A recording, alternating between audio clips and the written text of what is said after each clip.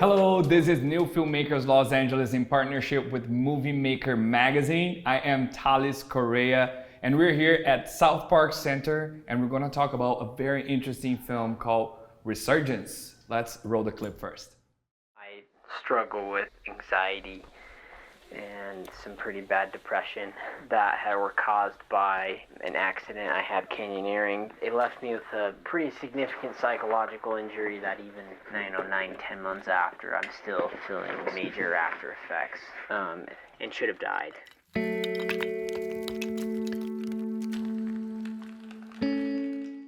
And we're here today with Krushan, Naik, the director of Resurgence. Thank you so much for being here with us. How are you doing? I'm doing great. Thank you for having me here, New York Filmmakers LA, and appreciate you. Yeah, of course, it's a pleasure. So let's start off by telling us a little bit about the film, like a synopsis for those who haven't watched. What is Resurgence about? It's about a canyoneer who had a near-death accident in the canyons of southern Utah. And the film basically highlights the disparity between emotional, physical, and mental recovery of a person who goes through any sort of trauma. Beautiful. Yeah, and you did a really amazing job. There's amazing visuals and it's very emotional. Oh, thank you. So it was really nice to see. But before we talk about the film, let's backtrack a little bit. I'm curious to learn about your journey. How did you start as a filmmaking up to the point of making this film? So I moved to the States in 2019 from India. Okay. Originally from Surat. It's a city in Gujarat, which is the westernmost state in India. And I was in advertising. So that's where I made the transition from. Which part of advertising? Mostly into not copywriting, but mostly into photography and videography part of Indian ethnic wear for women specifically, because the city that I'm from, I don't know if it's still, but at one point was the textile capital of India. A textile capital. Yeah, so there's a lot of local manufacturers who make those garments and stuff, and they need basically catalogs and advertising material for their products to do. So I was in that, got sick and tired of it, and I was like, you know what, I kind of want to go back to my passion for films, because if I was going to work that hard that I was working, I might as well just end up doing what I want to do for the rest of my life. True. So I made the transition in 2019. I came here for film school, and Resurgence, Loyola Marymount University. Look at you, fancy school. So, I mean, it looks like that, but it is a fancy school. It's a nice school, and I'm very happy that I was there. I learned a lot. Yeah. And Resurgence was born in one of my coursework at Loyola. Oh, wow. Yeah. So it was part of the program. It was part of the program. Yeah. Loyola has nice libraries, right? Let me tell you. Yeah. It's a lot of stuff. So, so that was your first film out of college, Resurgence, or I had made films before, but this was the first film that I felt like it's ready for the world to see it, you know? So you've hidden your other stuff. Yeah, as an artist, there's a time in your life where you are learning, and then comes a point where you're like, oh, I think this art is worthy enough for the audience outside. So I felt like this movie was my way to introduce myself to the world and be like, I have made a film, and I think this is something that I feel personally confident taking it outside. So that's how the journey began. It's interesting you say that, because I think you just mentioned a skill that a lot of filmmakers lack, me included. Or maybe I'm just talking about me, which is when I do stuff, you just want to put it out there, you want to show, you want people to see. And I think it's important for you to balance I mean, okay, I'll be fair. I've written scripts that it never left my drawer, right? But I think it is important for us to especially starting right now, if you're starting your filmmaking journey, it's not because you did something, you wrote something that is ready for the world, right? Yeah. Now I'm sure you have a lot of other skills. This is just one of it that you feel that you don't. But okay.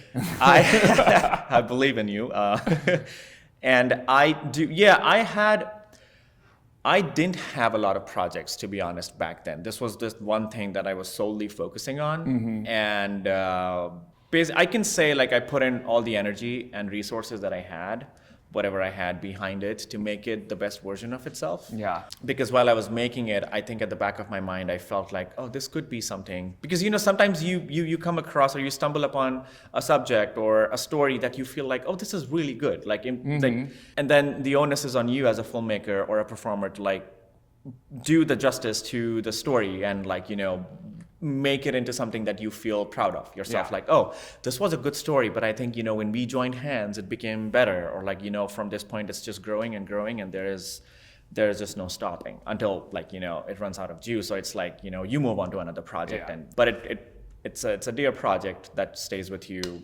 for a very long time. Yeah. And how did you get to that subject matter? Like, why do you want to talk about it? So during my time at Loyola, we were going through the pandemic, and I briefly moved from LA to Utah, and I was living from LA to Utah. I had to save money for Okay. and it didn't make sense to do online schooling and paying the amount of rent that you pay in LA to Yeah, live. it never does. LA doesn't make sense. So I had friends there who lived there, and I was looking at multiple different options to kind of like, make a wise decision, make wise decisions at that point of time in my life. Yeah. So I moved to Utah, and I lived with the subject. I lived with briefly with the subject, and that's when I learned about his whole journey. And but it was not until I moved back. I lived there for a year. I came back to LA to finish school, and it was not until I moved back to LA I decided to go back and make the film, because it was a very interesting subject. And I think the most powerful, this is something that I personally believe in. One thing was that you already pointed out, it has an emotional touch to it.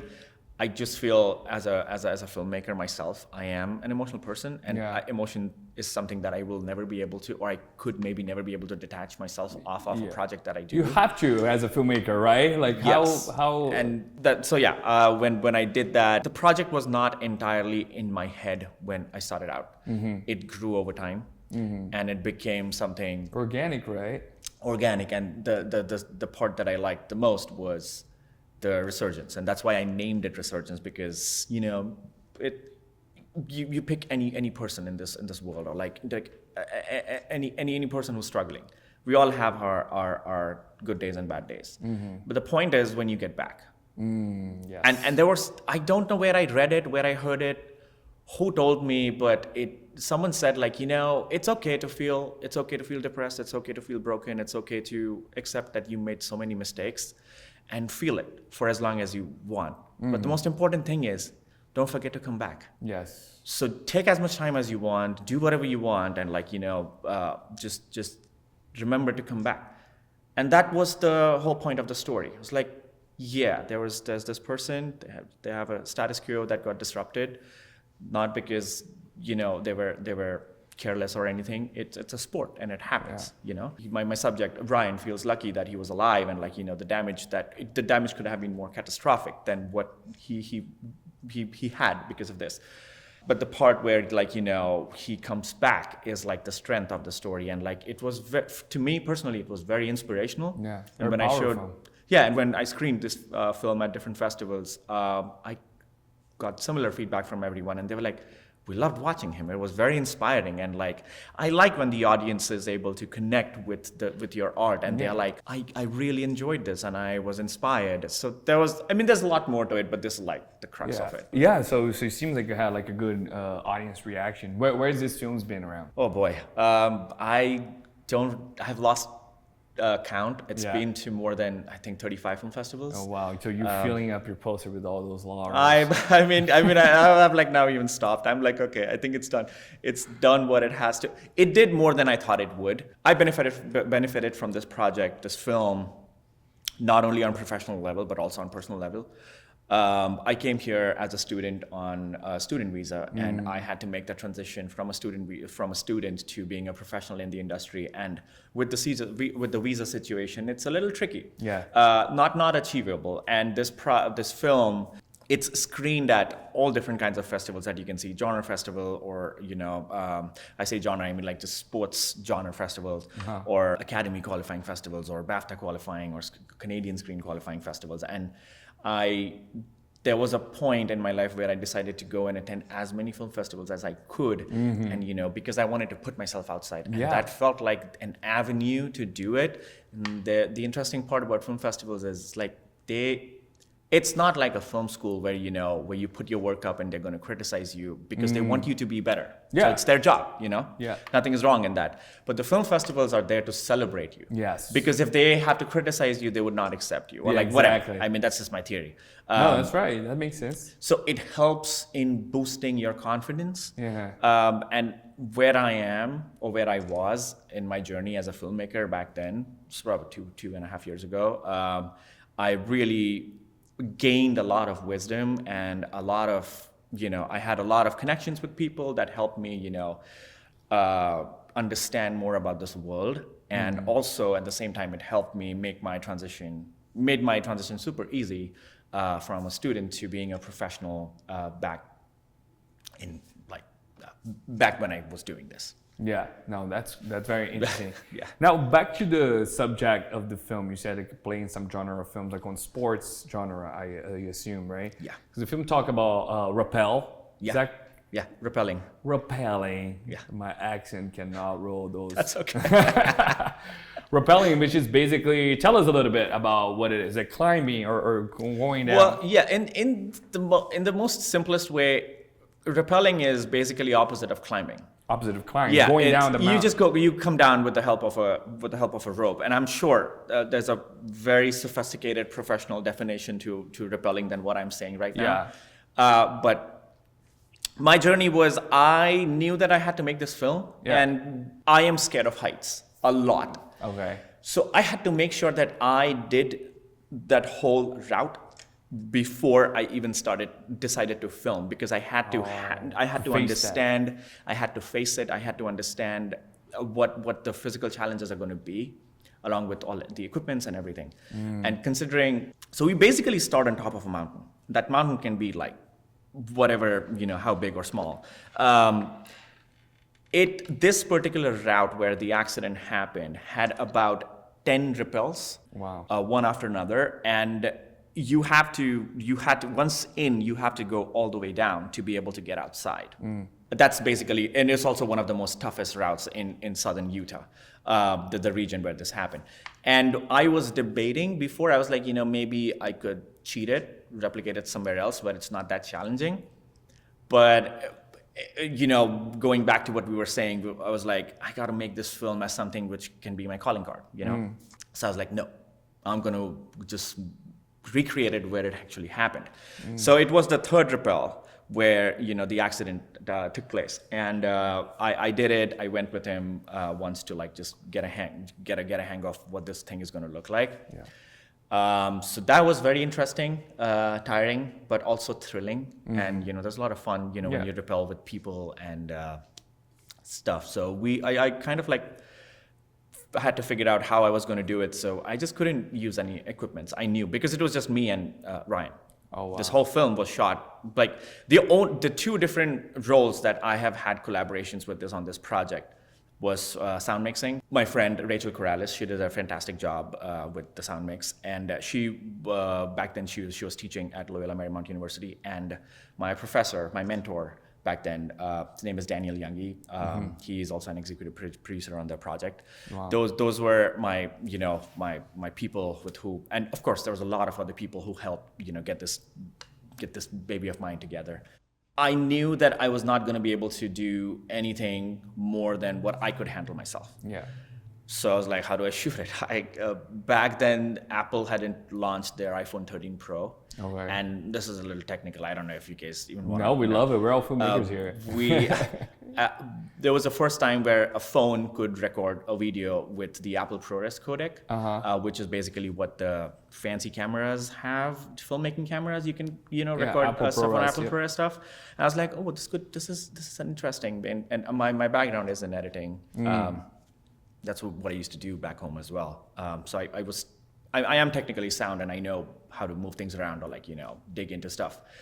So I got a new phone and stuck it on a gimbal, and I just winged it. And I was like, okay, I knew, because if you're shooting on a phone with Apple ProRes, you basically have like very limited time. So my actions of shooting they also needed to be very, I couldn't just like open it and like, I'm just going to take everything. I had maybe 1 or 2 chances in one spot, and we had like 10 ripples to go. And then I had to like figure out how am I going to do the B-rolls or what I'm going to do with other stuff. Like I need to put in fillers and stuff, That's what a lot of filmmakers forget when they're shooting from iPhone, right? They're like, I'm going to shoot from iPhone. They forget about the space, right? That is limited space. There's a lot of, unless you're going to go through you want at least 1080 for 4K to shoot, right? I went 4K because I knew that, see, there are challenges to shooting on a camera, and I understand that. I'm not a person who's like, oh, I need a big camera to shoot. No, you give me a camera and I can tell my story. Yeah. I'm very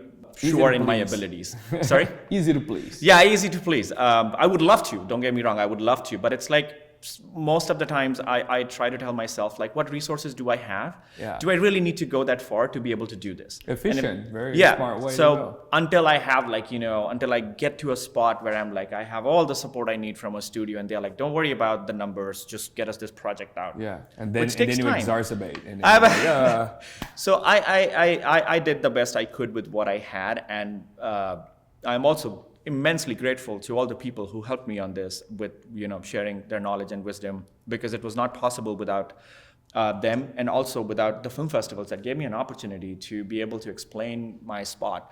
Because here's the sad truth about independent filmmakers that I learned. It's unless and until you don't have an audience to share that project with, or like if it doesn't see the light of the day, it's going to be on your hard drive, and then you might get discouraged to do the next one, or you wouldn't know what to do with, that creative flame that's going on in you to make stuff. Yeah. So it was a pretty interesting journey. Yeah.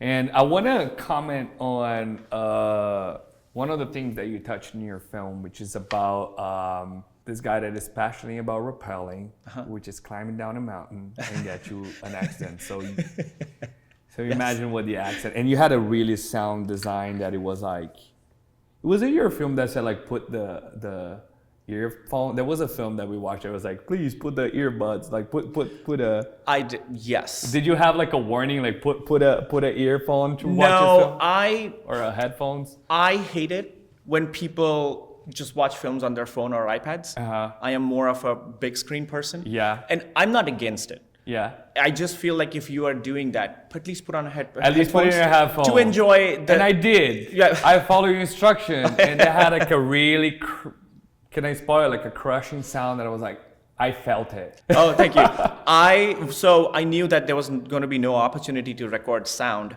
So what I did, I had a very small device, and I strapped it around his waist, and there was a small mic hanging out near his belt. So all the brushing of the leg to the rocks, the walking, the talking was recorded, and I had it all recorded on 32-bit float. Wow. Because I needed full range. I didn't have anyone, monitoring if it's peaking or if it's going low. So I had two channels recording. One was at whatever I had set, and the other one was at minus 20 decibels. So I wanted to keep that bandwidth, and it was the same with my shooting as well. There was no, I didn't have any fancy instruments to be able to like get the lighting right. So I knew as long as I make sure that nothing is peaking or crushing in my phone, I'm gonna be able to, make the film look like how I want it in the post, because I know my strengths and skills in post. So those were the only two ideas that I had, and the ideology that I went in with. And when I came back, the whole soundscape, what you hear right now is all the magic of Rachel. And we didn't even have a lot of, sessions. Like it was not something that we were like, oh, we took 6 months. No, she's a pro, and she is even accredited by the Academy for her work at other shows and stuff. And we had, I think, maybe 2 sessions. First session where she showed me what we had briefly spoke before she started. And the second session was where we just sat in a room and we were like, okay, let's just do this together and done. So I am thankful to her and her skills to be able to like get this baby done in, in whatever time. And the energy that she put in, and it basically elevated the whole feel of the film. And then we even had the time to think about like, oh, now that the basic or like the minimum requirement of like the sound mixing is done, how about we do some panning and like we add some stuff. So it was important, it was necessary for all the rock and like creating the anticipation of like the slips and all that stuff. So because when you're watching, you don't know when that's going to happen. You do know it's going to happen, but you don't know when. That's how you get the audience. Like build it and do it when they don't expect it to happen. No, it was really well done. And I think one of the things that really struck with me about when watching this film was how attached the subject was to that sport. Because when he wasn't able to do it anymore, he almost felt like he wasn't the same person.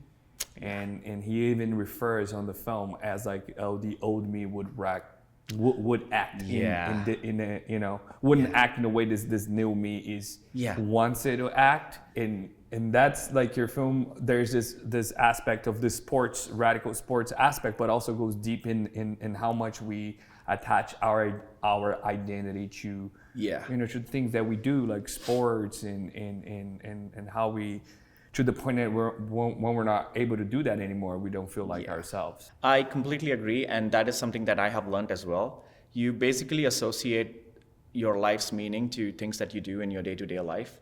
And if it's praised, you feel rewarded. And if it's criticized, you question your abilities. That it's not only with sports, but with any and everything that we do in life. Like simple work, if you're working in a bank and you did something and you get rewarded, you're going to feel happy. Your boss called you out and like something happened. You're going to be like, oh my God, what's going to happen with my life? And same way, for how young he was back then, that was the only thing that he knew. And he was really good at it. And he's still, I think, amazing at it. And that was not something that he voluntarily chose to give up. It was stripped off, because of a mistake that happened. So it was hard for him to kind of like, know what was going on with, like I say, the disparity between physical recovery, mental, and like emotional recovery. Sometimes your body doesn't forget. And most of the times with physical traumas, your body never forgets. Like you were in a car accident and you wake up in a dream thinking someone's going to hit you with the car again. So some similar principles that go, are there that happen to people who go through trauma. And that was very interesting to learn and know that, I'm very happy that he fell in love with the same thing that took away that identity crisis from him, and it was the same thing that gave it back to him. So whatever we are doing, and I'm just going to talk about filmmakers, like there are times when we feel like this project that I invested so much time and money into was completely a disaster. It's okay.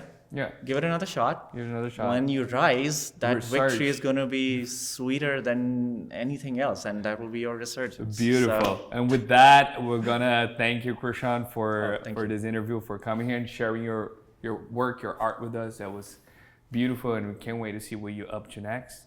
And thank you so much for this conversation. Thank you. Thank you for having me. Thank you, guys. Thank you so much. And we're signing off. This is Krushan, and thank you so much.